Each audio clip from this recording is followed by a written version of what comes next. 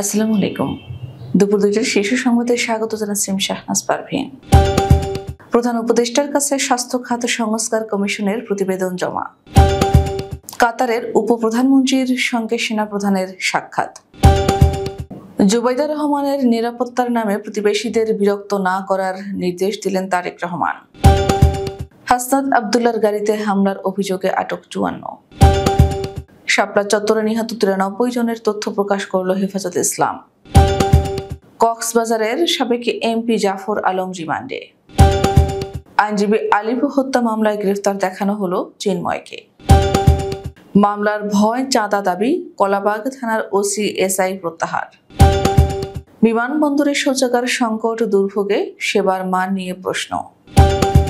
ভারতের দুঃসাহসে ঐক্যবদ্ধ জবাব দিতে প্রস্তুত পাকিস্তানের সশস্ত্র বাহিনী। ভারত পাকিস্তান উত্তেজনার মধ্যে করাচি বন্দরে পৌঁছল তুর্কি যুদ্ধ জাহাজ। শুনছিলেন শিরোনাম, এবার বিস্তারিত। প্রধান উপদেষ্টা ডক্টর মোহাম্মদ ইউনূসের কাছে প্রতিবেদন জমা দিয়েছে স্বাস্থ্য খাত সংস্কার কমিশন। ৫ মে সোমবার বেলা ১১টায় এ প্রতিবেদন জমা দেওয়া হয়। প্রধান উপদেষ্টার উপপ্রেস সচিব আবুল কালাম আজাদ মজুমদার এই তথ্য জানিয়েছেন। তিনি জানান, স্বাস্থ্য খাত সংস্কার কমিশন বেলা ১১টায় প্রধান উপদেষ্টার কাছে তাদের প্রতিবেদন পেশ করেছে। ২০২৪ সালের ১৭ নভেম্বর বাংলাদেশ ডায়াবেটিক সমিতির সভাপতি অধ্যাপক এ কে আজাদ খানকে প্রধান করে ১২ সদস্য বিশিষ্ট স্বাস্থ্য খাত সংস্কার কমিশন গঠন করে অন্তর্বর্তী সরকার। কাতারের উপপ্রধানমন্ত্রী ও প্রতিরক্ষা বিষয়ক প্রতিমন্ত্রী শেখ সাউদ বিন আব্দুর রহমান আল থানির সঙ্গে সাক্ষাৎ করেছেন সেনাপ্রধান জেনারেল ওয়াকারুজ্জামান। রোববার সেনাপ্রধানের নেতৃত্বে বাংলাদেশের একটি প্রতিনিধি দল কাতারের উপপ্রধানমন্ত্রীর সঙ্গে সাক্ষাৎ করেন। সেখানে দ্বিপক্ষীয় সম্পর্ক জোরদারের পাশাপাশি পারস্পরিক স্বার্থ সংশ্লিষ্ট বিভিন্ন বিষয় তারা আলোচনা করেন। এ সময় কাতারের সশস্ত্র বাহিনীর প্রধান লেফটেন্যান্ট জেনারেল জাসিম বিন মোহাম্মদ আল পান্নাই সহ দুই দেশের ঊর্ধ্বতন সামরিক কর্মকর্তারা উপস্থিত ছিলেন। প্রায় ১.৫ যুগ পর দেশে ফিরেছেন বিএনপির ভারপ্রাপ্ত চেয়ারম্যান তারেক রহমানের স্ত্রী জুবাইদা রহমান। সব ঠিক থাকলে মঙ্গলবার সকালে শাশুড়ি বিএনপির চেয়ারপারসন খালেদা জিয়ার সঙ্গে দেশে ফিরবেন তিনি। দেশে ফিরে জুবাইদা রাজধানীর ধানমন্ডিতে তার বাবার বাসায় উঠবেন বলে জানা গেছে। বিএনপির মিডিয়া সেলের সদস্য আতিকুর রহমান রুমন গণমাধ্যমকে জানান, জুবাইদা রহমান ধানমন্ডিতে তার বাবার বাসা মাহবুব ভবনে উঠবেন। বাড়ির ছোট মেয়ের আগমন উপলক্ষে বাসার সাজসজ্জা, নিরাপত্তা ব্যবস্থা, সিসিটিভি ক্যামেরা স্থাপন, পানি, বিদ্যুৎ, গ্যাস, জেনারেটর স্থাপন সহ বিভিন্ন প্রস্তুতির কাজ চলছে। আতিকুর রহমান রুমন বলেন, জুবাইদা রহমানের নিরাপত্তার কথা মাথায় রেখে বাসার ভেতরে এবং বাইরে নিরাপত্তা ব্যবস্থা ঠিক করা হয়েছে। বাসার চারপাশে দেয়ালের উপরে সিসি ক্যামেরা বসানো হয়েছে। নিরাপত্তা ব্যবস্থায় সঙ্গে জড়িত পুলিশ সদস্য ছাড়া বিএনপির চেয়ারপারসনের সিকিউরিটি ফোর্স সদস্যরাও দায়িত্ব পালন করবেন। রুমন বলেন, দলের ভারপ্রাপ্ত চেয়ারম্যান আমাদের নির্দেশনা দিয়েছেন নিরাপত্তার নামে এমন কিছু না করতে যেন প্রতিবেশীদের কোনো অসুবিধা হয়, যাতে মানুষজনকে ডিস্টার্ব না করা হয়। জুবাইদা রহমানের জন্য আলাদা গাড়ি ও তার নিরাপত্তায় নিয়োজিত সদস্যদের জন্য গাড়ির ব্যবস্থা করা হয়েছে বলে জানান তিনি। গাজীপুরে এনসিপির দক্ষিণাঞ্চলের মুখ্য সংগঠক হাসনাত আব্দুল্লাহর গাড়িতে হামলার অভিযোগে ৫৪ জনকে আটক করেছে পুলিশ। তাদের প্রায় সবাই আওয়ামী লীগ ও সংশ্লিষ্ট বিভিন্ন সংগঠনের নেতাকর্মী বলে পুলিশ দাবি করছে। এছাড়া ওই ঘটনায় সোমবার সকাল পর্যন্ত থানায় কোনো অভিযোগ মামলা হয়নি বলে জানিয়েছে পুলিশ। সকালে গাজীপুর মহানগর পুলিশের কমিশনার নাজমুল করিম খান গণমাধ্যমকে বলেন, যে সরকারকে তারা বিদায় করেছেন সেই সরকারের লোকজনই এই হামলার সঙ্গে জড়িত।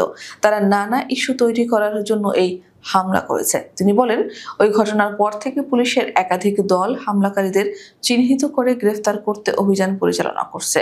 এখন পর্যন্ত ৫৪ জনকে আটক করা হয়েছে। এ ঘটনায় আইনগত ব্যবস্থা প্রক্রিয়াধীন। ২০১৩ সালের ৫ মে রাজধানীর শাপলা চত্বরে অনুষ্ঠিত হেফাজতে ইসলামের মহাসমাবেশে নিহতদের মধ্যে ৯৩ জনের নাম ও পরিচয় প্রকাশ করেছে হেফাজতে ইসলাম বাংলাদেশ। তালিকাটি প্রাথমিক খসড়া এবং এই সংখ্যা যাচাই বাছাইয়ের পর আরও বাড়তে পারে বলে জানিয়েছে সংগঠনটি। গণমাধ্যমকে এ তথ্য নিশ্চিত করেছেন হেফাজতে ইসলাম বাংলাদেশের জনসংযোগ বিভাগের দায়িত্বে থাকা কেফায়েতুল্লাহ আজহারি। তিনি বলেন, এই তালিকা প্রাথমিক, তথ্য যাচাই বাছাই ও অনুসন্ধান চলছে, চূড়ান্ত করতে আরও সময় লাগবে বলেও জানিয়েছেন তিনি। 2023 সালের 28 অক্টোবর বিএনপির মহাসমাবেশে যুবদল নেতা শামীম হত্যা মামলায় কক্সবাজার 1 আসনের সাবেক সংসদ সদস্য জাফর আলমের 4 দিনের রিমান্ড মঞ্জুর করেছেন আদালত। সোমবার ঢাকার মেট্রোপলিটন ম্যাজিস্ট্রেট পার্থ ভদ্রের আদালত শুনানি শেষে এ আদেশ দেন। এদিন আসামিকে আদালতে উপস্থিত করে মামলার সুষ্ঠু তদন্তের স্বার্থে 7 দিনের রিমান্ডে নিতে আবেদন করেন তদন্তকারী কর্মকর্তা। রিমান্ড মঞ্জুরের পক্ষে শুনানি করেন রাষ্ট্রপক্ষের পাবলিক প্রসিকিউটর ওমর ফারুকি। অন্যদিকে আসামির পক্ষে কোনো আইনজীবী ছিলেন না। রাষ্ট্রদ্রোহ মামলায় কারাবন্দী ইসকনের বহিষ্কৃত সংগঠক চিন্ময় কৃষ্ণ দাস ব্রহ্মচারীকে আইনজীবী সাইফুল ইসলাম আলিফ হত্যা মামলায় গ্রেফতার দেখানোর আবেদন মঞ্জুর করেছেন আদালত। সোমবার চট্টগ্রামের 6ষ্ঠ metropolitan magistrate M Alauddin virtual শুনানি শেষে পুলিশের করা আবেদন মঞ্জুর করেন। এ বিষয়ে সহকারী পাবলিক প্রসিকিউটর রায়হানুল ওয়াজেদ চৌধুরী জানান, আলিফ হত্যা মামলায় পুলিশের আবেদন অনুযায়ী চিন্ময়কে গ্রেফতার দেখানোর অনুমতি দিয়েছেন আদালত। নিরাপত্তাজনিত কারণে তাকে সরাসরি আদালতে হাজির না করে ভার্চুয়ালি হাজির করা হয়। সন্ত্রাসীদের নিয়ে গভীর রাতে চাঁদাবাজি ও মিথ্যা মামলায় ফাঁসানোর হুমকির অভিযোগে কলাবাগান থানার ভারপ্রাপ্ত কর্মকর্তা সহ এক উপপরিদর্শককে সাময়িক প্রত্যাহার করা হয়েছে। প্রত্যাহার হওয়া পুলিশ সদস্যরা হলেন ওসি মোক্তারুজ্জামান ও এসআই বেলাল হোসেন। সোমবার ডিএমপির মিডিয়া অ্যান্ড পাবলিক রিলেশনস বিভাগের উপপুলিশ কমিশনার মোহাম্মদ তালেবুর রহমান বিষয়টি নিশ্চিত করেছেন। তিনি বলেন, প্রশাসনিক কারণে কলাবাগান থানার ওসি ও এক এসআইকে সাময়িকভাবে প্রত্যাহার করা হয়েছে। প্রতিদিন হাজারো মানুষ যাতায়াত করলেও ঢাকার হযরত শাহজালাল বিমানবন্দরের টার্মিনালের বাইরে রয়েছে একটি মাত্র শৌচাগার, যেখানে প্রবাসী কিংবা বিদেশগামীদের প্রবেশ করতে দিতে হয় টাকা। দেশের বাইরে আসা যাওয়ায় হযরত শাহজালাল আন্তর্জাতিক বিমানবন্দরে অনেকটা সময় কাটাতে হয় যাত্রীদের। সেই সঙ্গে যারা স্বাগত আর বিদায় জানাতে আসেন যাত্রীকে, তাদেরও কখনো কখনো বিমানবন্দরে পার করতে হয় দীর্ঘ সময়। খুব স্বাভাবিকভাবেই প্রয়োজন হয় শৌচাগার ব্যবহারের, কিন্তু শাহজালাল আন্তর্জাতিক বিমানবন্দরের টার্মিনালের বাইরে শৌচাগার আছে মাত্র একটি, যা ব্যবহারকারীর প্রয়োজনের তুলনায় খুবই অপ্রতুল। লাইনে দাঁড়িয়ে এই নোংরা দুর্গন্ধের শৌচাগার ব্যবহার শেষে গুনতে হয় 5 টাকা। যাত্রীরা বলছেন, বিমানবন্দরে এমন অপরিচ্ছন্ন ও ব্যবহার অনুপযোগী শৌচাগার নেই অন্য কোনো দেশে। এ সময় সার্বিক সেবার মান নিয়েও প্রশ্ন তোলেন তারা।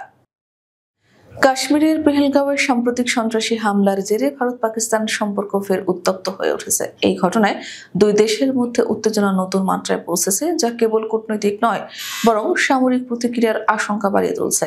এমন উত্তপ্ত প্রেক্ষাপটে ভারতকে কড়া হুঁশিয়ারি দিল পাকিস্তানের সশস্ত্র বাহিনী। রোববার গভীর রাতে ইসলামাবাদে এক সংবাদ সম্মেলনে পাকিস্তানের সামরিক ও রাজনৈতিক নেতৃত্ব এক কণ্ঠে জানিয়ে দেয়, ভারতের যে কোনো দুঃসাহসিক পদক্ষেপের মুখে পাকিস্তান ঐক্যবদ্ধভাবে জবাব দিতে প্রস্তুত। রোববার রাতে পাকিস্তান টেলিভিশনের সদর দপ্তরে এই সংবাদ সম্মেলনের আয়োজন করে পাকিস্তানের আন্তঃবাহিনী জনসংযোগ পরিদপ্তর ISPR। তবে পাকিস্তান তেহরিক-ই-ইনসাফ এই বৈঠকে অংশ নেয়নি, কারণ তারা ইমরান খানের মুক্তিকে বৈঠকে যোগদানের পূর্ব শর্ত হিসেবে রেখেছিল।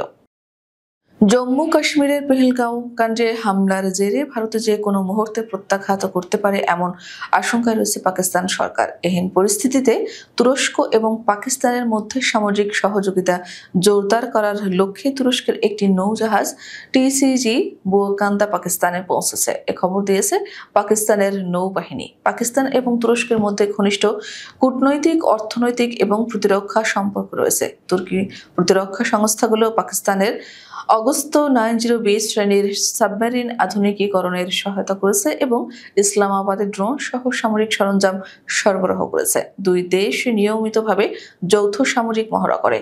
আন্তঃকার্যক্ষমতা বৃদ্ধির লক্ষ্যে সম্প্রতি আতাতুর্ক মহড়ায় দুই দেশের বিশেষ বাহিনী অংশগ্রহণ করেছিল। পাকিস্তান নৌবাহিনীর জনসংযোগ অধিদপ্তর জানিয়েছে, করাচি বন্দরে পৌঁছানোর পর উভয় নৌবাহিনীর কর্মকর্তারা তুর্কি নৌজাহাজটিকে উষ্ণ অভ্যর্থনা জানান।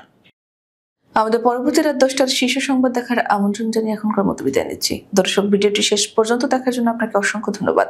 নিত্য নতুন সংবাদ পেতে আমাদের ইউটিউব চ্যানেলটি সাবস্ক্রাইব করুন ও নিয়মিত নোটিফিকেশন পেতে বেল বাটনটি ক্লিক করুন এবং আমাদের ফেসবুক পেজটিতে লাইক করুন। এছাড়াও আমাদের ভিডিওতে লাইক দিয়ে শেয়ার করুন। আল্লাহ হাফেজ।